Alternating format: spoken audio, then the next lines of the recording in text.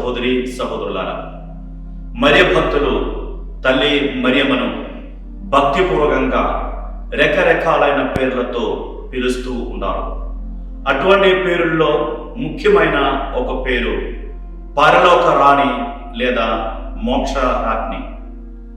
తల్లి మరియమ్మను ఎందుకు మోక్షపు రాజ్ఞి లేదా పరలోక రాణి అని పిలుస్తున్నారు అని తెలుసుకోవాలంటే కాస్త చరిత్రపరమైన నేపథ్యమును పరిశీలించాలి.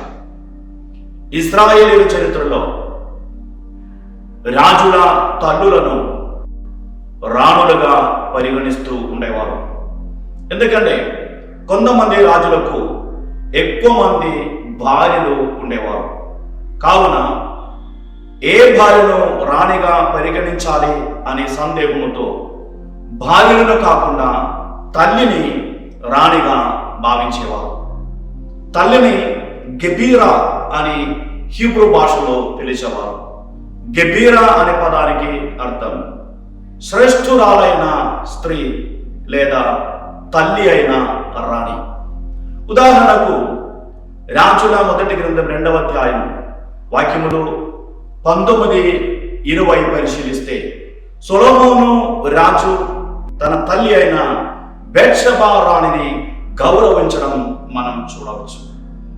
అందుకే యేసు ప్రభు తల్లిని కూడా రాణిగా రాజ్ఞిగా వాళ్ళు భావించారు. ఎందుకంటే యేసు ప్రభువు రాజు. లూకా సువార్త 1వ అధ్యాయం 32-33 వాక్యాల్లో గాబ్రియలు దేవదూత యేసు ప్రభువునకు దావీదు సింహాసనం ఇవ్వబడుతుంది అని చెప్పింది.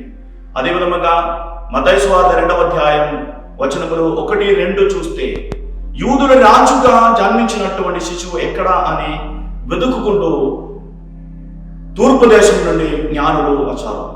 యేసు ప్రభువు రాజు అయితే యేసు ప్రభువు తల్లి రాణి.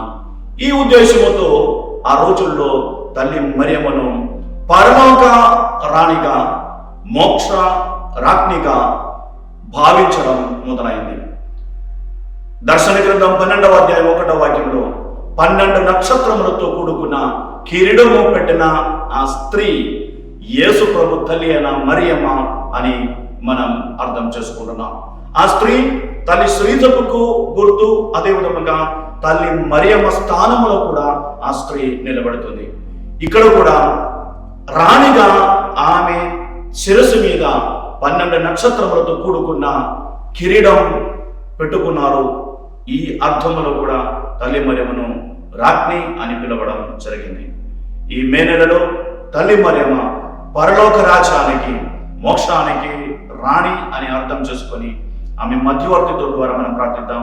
దేవుడు మనలను ధారాళంగా దీవించును గాక.